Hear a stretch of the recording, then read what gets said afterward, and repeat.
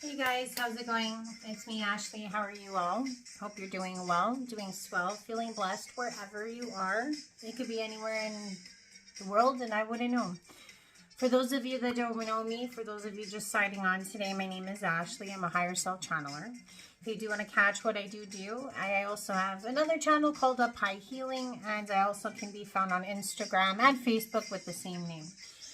So, it's been a couple days since I've been on, and it's been very, very enlightening, enlightening. And for those of you that are just joining in for me with me the first time, please know that I'm always talking about a passion of success in a spiritual journey, just like the rest of you. And I honestly just want to come on and share what I'm going through, any tidbits, any knowledge I have or can pass on. And I do usually come forth with some form of nuggets of wisdom as I preach or express what's going on with me. Sometimes I tell stories, sometimes I tell poetry, sometimes I do tarot cards, and I think I'm going to do those today. But for the most part, the main theme of this is there's this statement I've been seeing lately, and it's been coming through my mind a lot, is this saying of, is the juice worth the squeeze?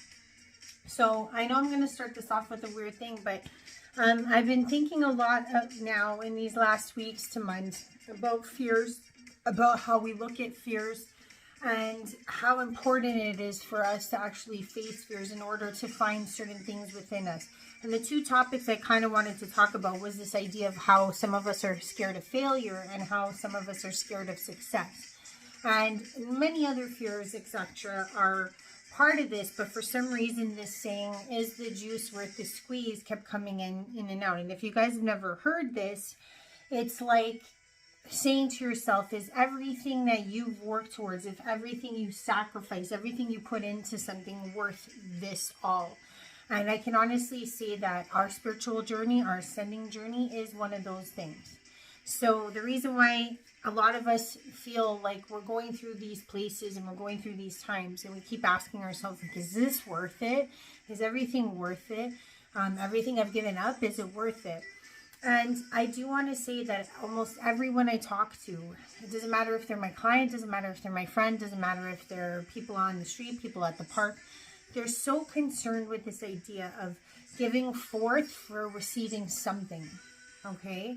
And I do want to preface this by saying, whenever you are working on self, or you're ever trying to maximize this idea of what is success, to put stipulations solely, or what people would call an altruistic way of being, okay, is to do things not for the actual. Certain things in our lives are only worth doing if there's some type of end game, or if there's some type of prize at the end of the milestone, or if there's a medal to be won at the end of the race, that type of thing.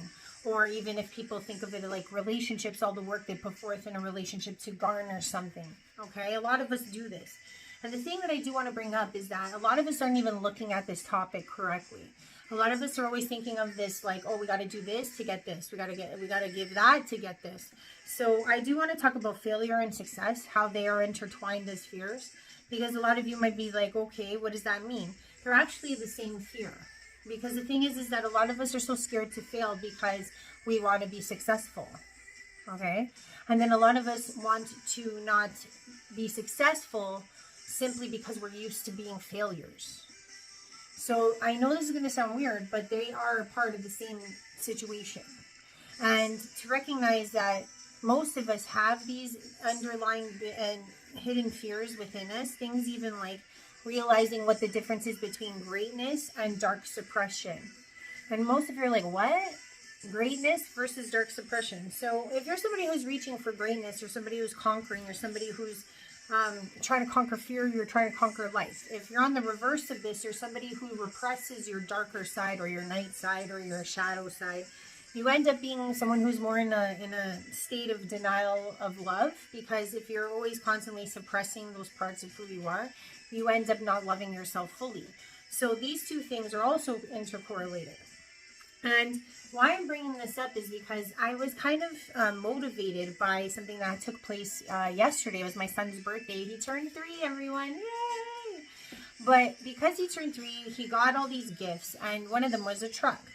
And I told him so many times, I was like, you know what, Luca? I'm like, if you keep playing on the cement, you're going to keep running and you're going to trip and fall one of these days. And, you know, you're going to get severely hurt. And the reason why a parent says this is because, much like the child, they too have also fallen and scraped themselves and hurt themselves and all that jazz. So we try to warn our friends, we try to warn our family, we try to warn our children of anything that happens to us, to ward off what potentially could happen to them. And the reason why we do that is because we love them, right?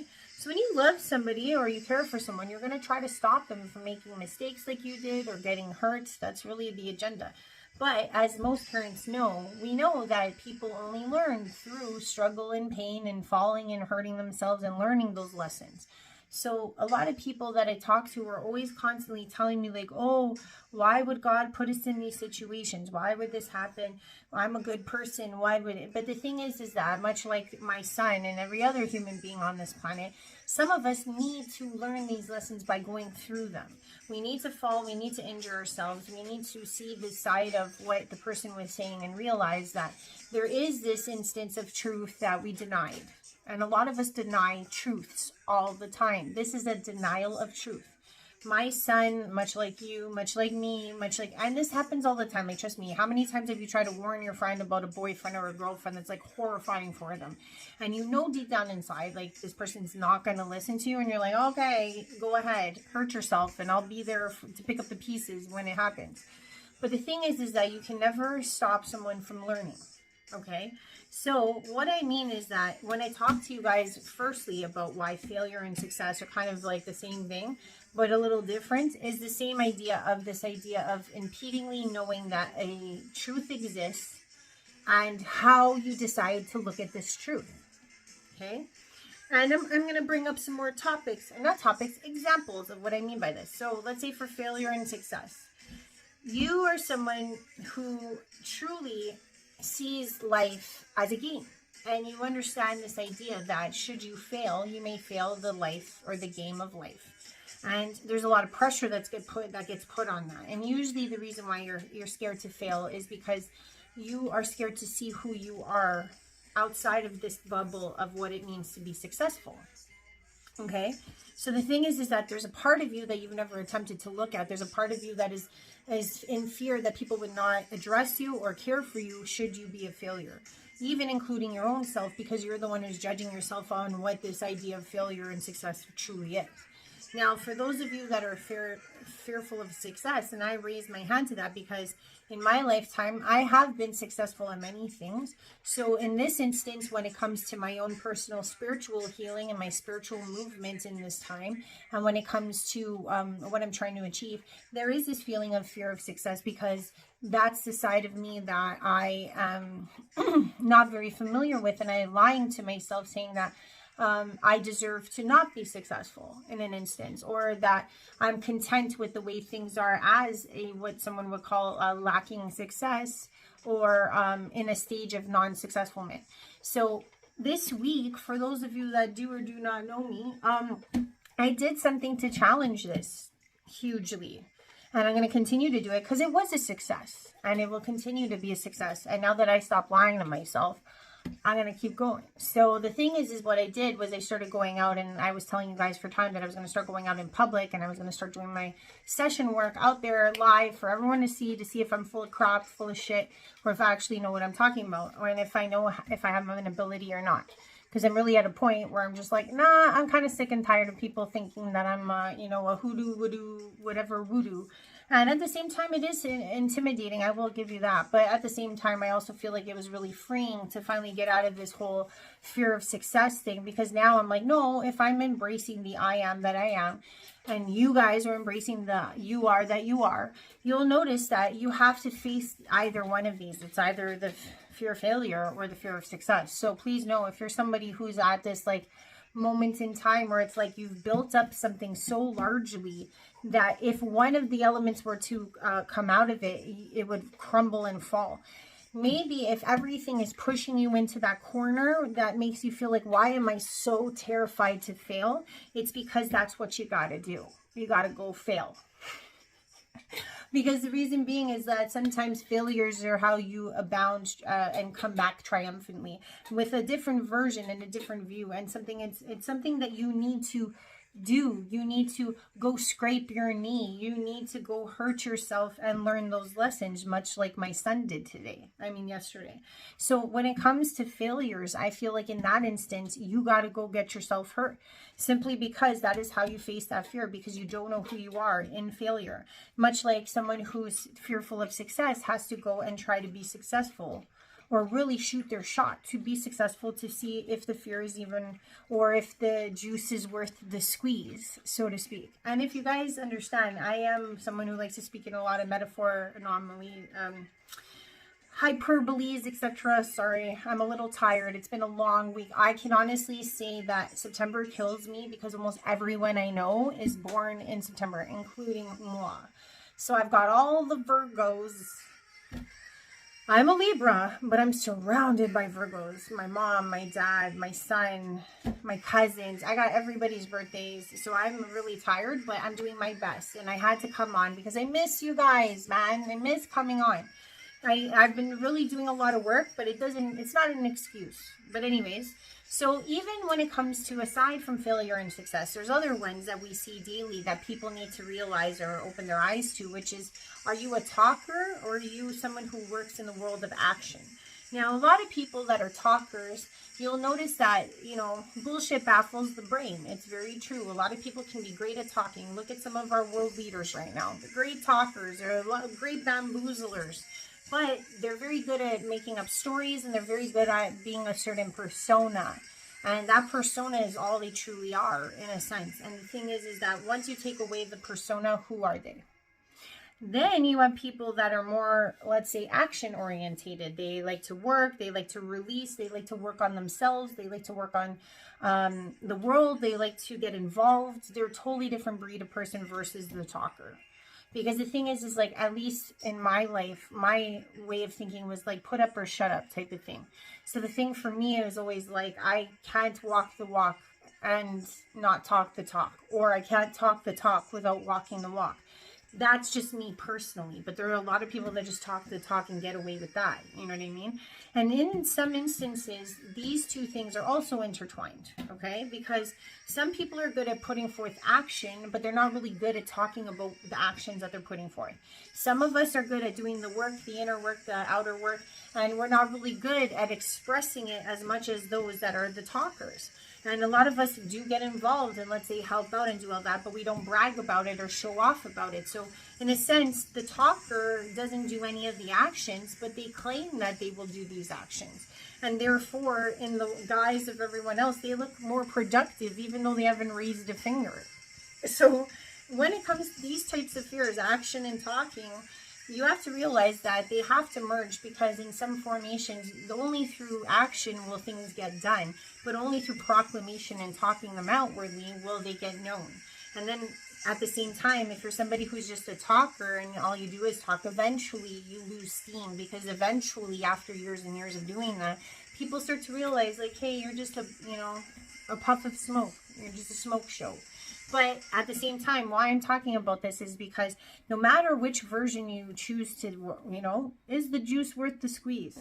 And the same goes for that greatness versus dark suppression.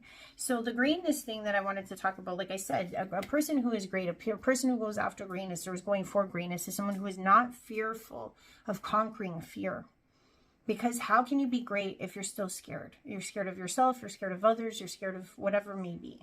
So what I will say is those that are conquerors of life, which are people who are truly great, not great just because it says so in a storybook, and not great because others tell you they're great, but truly are great. There are some pivotal players on this planet right now that are great people, and we could probably name some of them without even needing to be told right now.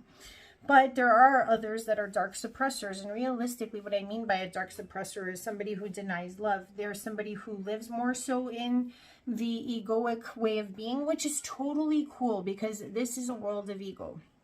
So you might be somebody who does very well at acquiring things, acquiring money. You feel very successful in your own right, but at the same time, you're somebody who looks mainly only out for yourself. And that's okay too, because to the outside world, no one really knows that you're suppressing love in all forms, because you're not truly being yourself. You're using inanimate objects, you're manipulating emotions, you're doing different things to, let's say, garner a sense of control in your own life. So that is so different, because you can also gain, like a great person wishes to gain in their own right. However, the way you gain is what matters, because the great person does it like kind of honestly and earnestly, whereas the dark suppressor may do things, like I said, emotionally manipulate, maybe go after means of like money, etc., to look a certain way, so it garners this idea that they are truly great, but they're not. They're just more put upon as a great person because of what they've suppressed in their darker nature. They've not been vulnerable. They've not been showcasing exactly and truly who they are. Whereas the great person has has exposed themselves from the beginning as such. So there are those, and we all know who these people are out in the world. I mean, there are a lot of CEOs, there's a lot of rich people, a lot of Hollywood famous people that are dark suppressors. They're not truly the greatest actor, they're not truly the greatest director, etc. But they garner these things simply because of what they command and what they have in their own right. They're not actually being their most authentic selves. Maybe they're putting on some form of show, or they're putting on some type of, back to the whole thing about talk and action, persona. So we have to look at these things and realize that we can choose any of these sides to be, and to try to go through our lives in one shape, way, or form. And the reason why I bring this up is because this is usually where our fears stem from. Because someone who is going for dark suppression through ego versus someone who's going for greatness, and that's just an altruistic way of being, you'll notice that they can move up on, the totem pole of life the same way, but how they're regarded, how they're felt, how they're perceived, how they're written about, etc., all changes depending on how they did it. So sometimes when people say, is the juice worth the squeeze, it's also like, how did you get that juice? How did you get to that squeezing of the juice? Did you have a bunch of people go squeeze some fruits for you, or did you do it yourself? Or did you convince others that your juice was more precious and expensive simply because it came from you? Or did you actually honestly and earnestly try to create the best juice out there so that it builds that acclaim? That's the difference. Like, there's people that can actually say they're a certain thing, and then there's others that are a certain thing. So I hope I'm not losing you guys, but this is the reason why I came on today, because it all got started with my son falling, ironically. So another example I'll give of this, and I gotta throw women under the bus. We are very bad at this. We do this a lot.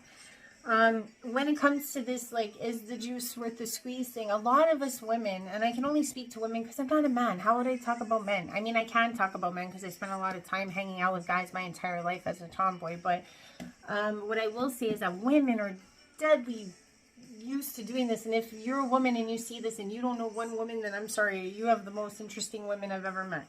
But we have these beautiful dreams. And most of the time, these dreams involve some other significant other, some male in our mind, or vice versa, or whatever sex you are. It doesn't matter. Love interest. Let's keep it at that.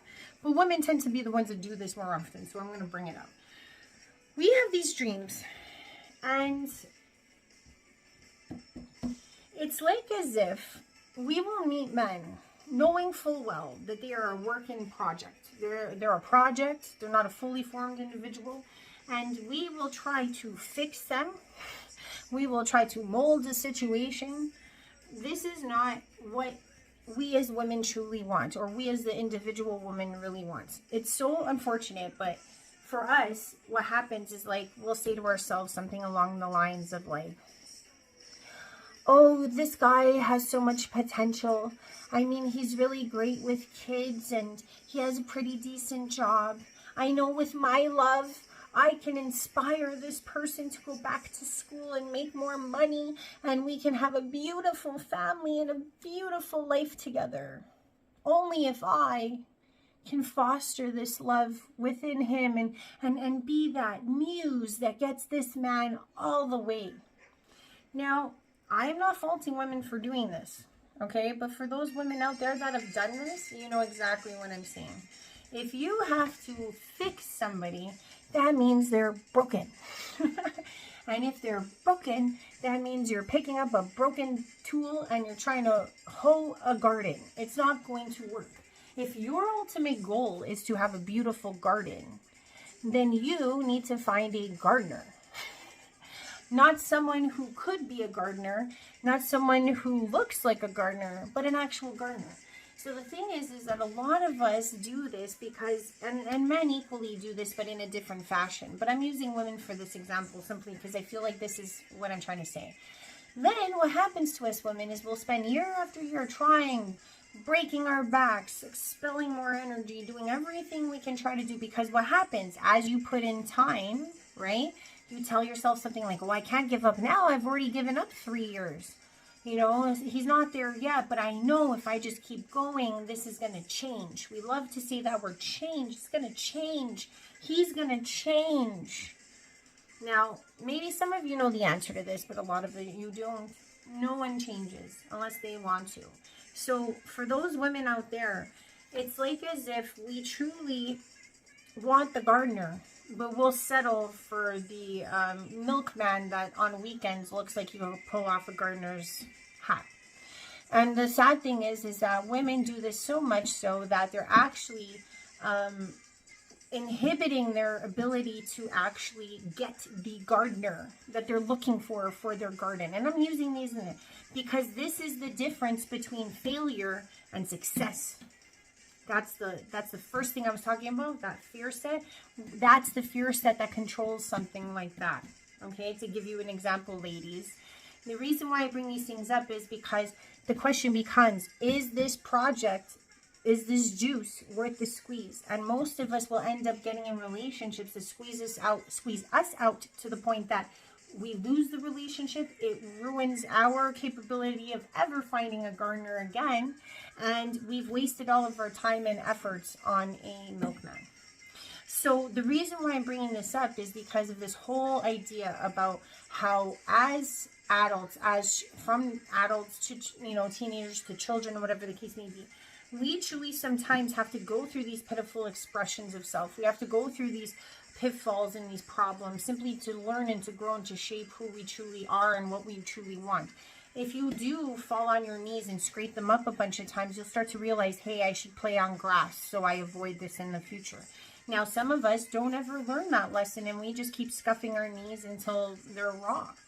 And the reason why I bring this all in together is because truly what we're after is to become this most natural, raw expression of ourselves.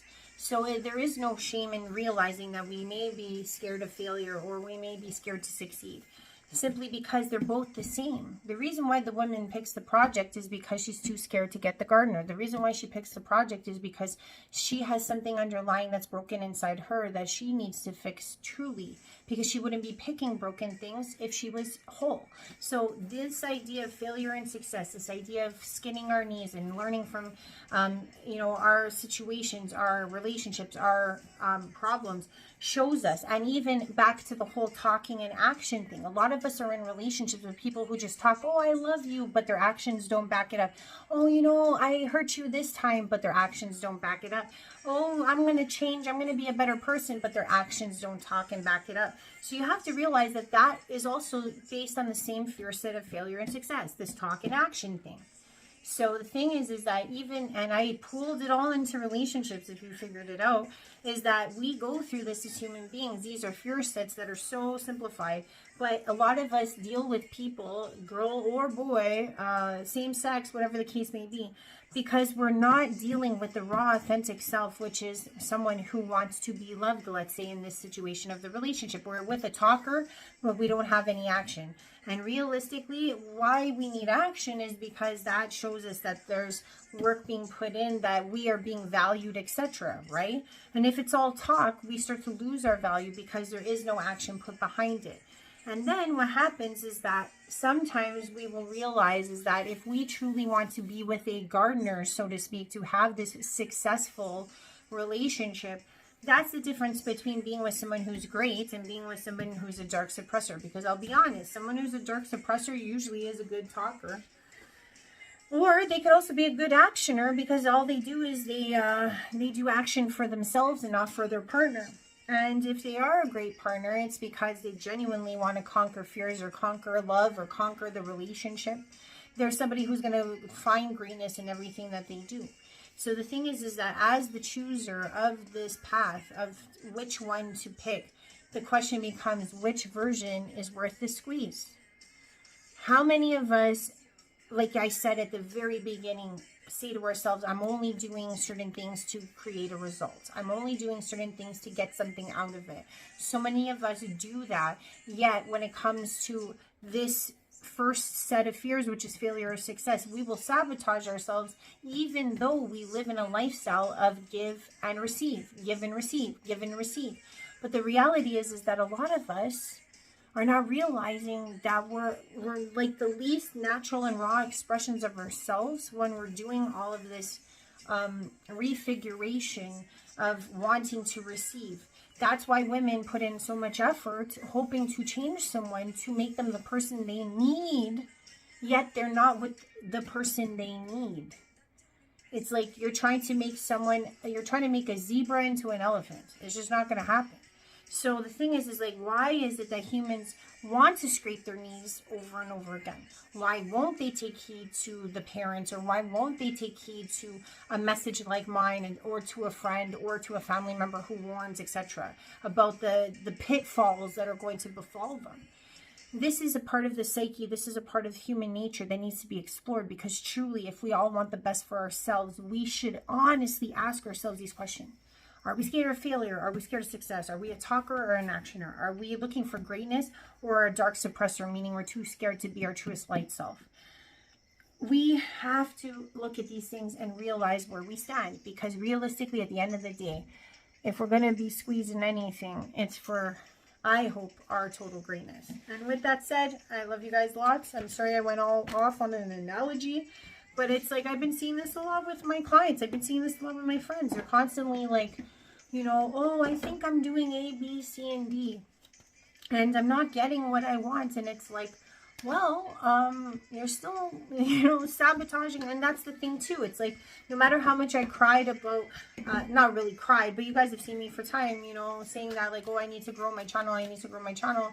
Yeah, I was too scared to do the thing that would grow my channel the fastest. But now I'm like, forget it. And I walked into it, and I've been doing my live. So if you do want to check them out, they're on uphighhealing.com. They're on Up High Healing on YouTube. They're on Up High Healing on Insta.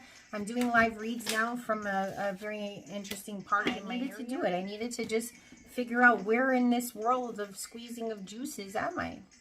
Because if I'm going to put any of my efforts into anything, it better be for me. It better be for the world. It better be for the best interest of all. Because if I'm just doing it for some fear set that I'm not even recognizing, then I'm wasting all my time, and I'm squeezing for juice that I don't even want. The Thinking Man, first one. And I know it's a little off today because I was supremely tired, but we'll see what happens. So Thinking Man is the first. I hope you guys are all doing well. I'm going to continue my live reads this week, or until the weather gets bad. But by then, I mean, between my like regular clients that I've been getting and then these live reads, it's going to be very tiring, because channeling does take a lot out of me. But as long as I keep up with my baths and stuff, it should be okay. But I'm going to just keep pounding the pavement and doing what I need to do, because ultimately it's going to get me where I need to go. It's going to be the juice I want to drink. Oh, there we go. Next one. The World. The Thinking Man. The World. Okay, we got somebody thinking. Back to thinking and acting. Let's see if this thinking gentleman will move into some actionary. Oh, I think so. He's the man holding the heart in the next one and walking away. Okay. Wow, that's really cool. So I'm going to do some clarifiers. I'm really excited for whoever this is for, because this is very prosperous.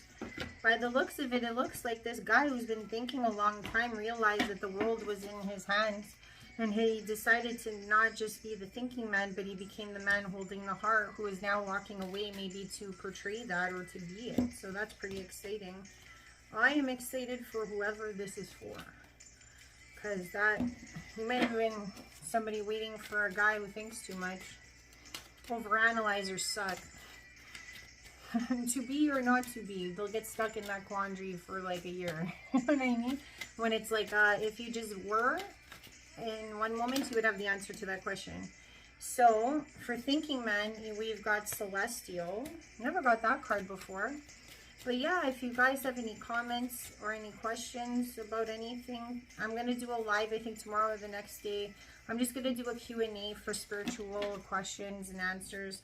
I feel like there's so much that I've been downloading lately that I just need to like get out and see if where people are at in their spiritual journey. I got a lot of knowledge up in my brain and I think I got to share it. Because sharing is getting. Is it not? I think so. I can see clearly now the rain is gone. I like this song. Huh? Wow, this is taking, come on, what's going to clarify the world? Spirit. That's too many cards. I just want one. There we go. Same one. Innocence. Came out twice, but it came with a couple other cards last time. Innocence. Whew. Celestial. Okay. Man holding up. Whoa. This guy is going to fly to you or some shit. Oh my god. I am so excited for whoever this is. Jeez Louise. Fearless is the last one with walking away. So, wow. I'm not going to lie. Like, I'll show you guys the cards, okay? So we got Thinking Man. We've got the World. And we've got Man holding a heart. We've got walking away, okay? So, I'll tell you, and then with Thinking Man, we've got Celestial, okay? With the World, we've got Innocence. And with Man holding a heart, we've got Take Flight. This is crazy. And Walking Away and Fearless. This is like sort of self-explanatory, but beautiful all at the same time. Because like what I'm getting is like, okay, this Thinking Man, I know in this instance he's staring at an object. But I will say in the way this looks, it looks like the Thinking Man's thinking about the world. And what the world represents is everything that this man wants. And the thing is like, I feel like he's kind of having like a celestial out-of-body experience when it comes to this. It's like as if instead of him being the thinker, he's moving into the spirit in order to figure this out. Because he wants the world, and if you look at the entity that's in front of the world, it looks kind of spiritual and transparent. So I feel like in order to even grasp what the world means in all senses, you kind of have to be more in your spiritual, or let's say North Node self, meaning that you've opened up your certain chakras, etc. That ability to just move out of your head is not just there. You have your other emotional body, your spiritual body, you're thinking on all cylinders. Not only thinking on all cylinders, you're feeling on all cylinders. And that's why I think the Celestial card came up, because it's like this person not only had to think about it, they had to move into the Celestial to really capture what the world would even provide or mean to them. And then in the same instance, why I think Innocence came back is because when you're thinking, right, you're not like your innocent younger self. When you're your innocent younger self, you don't think too much, you just react, you just are, and you just do as you need to do. And I feel like by doing this, by this man becoming innocent or tapping back into this innocent side of himself or what he truly wants. Because as a child, you're not scared to ask for what you truly want, right? You're actually just like, give me that ice cream, or I want that. Like you just react, you just want, you just need, you just do these things. So I think there is this feeling of like, in order to get the world, this person had to get to a very innocent place in himself. And what happened is that he literally transformed into this man with a heart. So now he's not the man, the thinking man. He is now transformed into the man with a heart. So it's like as if through this whole processes of being celestial and tapping into the innocence of oneself and really asking himself, what does the world mean to him? He opened up his heart. Okay, and like I said over there, what's the difference between greatness and being a dark suppressor is heart. How much can you take in? How much can you manifest? How can you manipulate love in ways instead of trying to showcase that you're a loving person when you've got no love in your heart, you know, type of thing. But it looks like this person is going to be taking flight, okay? And I don't know who this is, but she looks like she's going away. So in a weird way, okay, please hear me. And the thing is like, she's fearless. Whoever this woman is that's walking away, it's because in a sense what I'm getting is she didn't have a choice. It's like she has to do this huge leap. She has to go past this gate. She has to go into this new life fearlessly because I get this feeling it's like She has to do this for herself because maybe no one was there for her and she feels like this is what it is. She has to take this fearless step. And please hear me. I don't know who this is right now, but I truly feel like one of you out there, a woman perhaps, is in love with a man. And this man has taken all of his fancy time to think about you, postulate about you, or what you could bring, or like what you represent in his life. And he did all this, you know, celestial searching, this innocent searching, realize that you're some part of what it means to have the world, or to have everything that he wants to encompass in this lifetime. So he starts to open up his heart to the idea of you. And the thing is like, I feel like if he doesn't fly to you soon, or it doesn't get to you soon, you're out. And he's not going to be able to get you. And it's like as if like this gate is not only just like a regular gate, it looks like a spiritual gate. So it looks like once this is closed, like this is it. I would say like a cycle or something. Like she's not turning back. She even looks like she's glowing. She looks like she's going into like the heavenly realms. So I don't want to say that even like this could be like someone passing away, but it gives this impression like this person is going to a next realm or a next way of being, that this man needs to fly like the wind to go get her, because if he doesn't catch her in time, she's out of here. And that's it for me today. So that was freaking, but whoever she is, she's doing one of the most fearless things. Makes me feel like she waited long enough. Makes me feel like she didn't have any other choice and she has to go on fearlessly by herself. So whoever you are, do you. And if this is the man in this situation, you better hurry your ass up because she's taking off. That's it for me. Hope you have a wonderful night. But please check me out on uphighhealing.com, Instagram, Facebook, whatevs. Please check it out. I want you guys to see my live feeds, because then you'll know if I'm legit or if I'm talking shit. So, love you guys lots. I'll come on for a live sometime this week, and I promise I won't be as lethargic, but I love you guys lots, but I had to connect.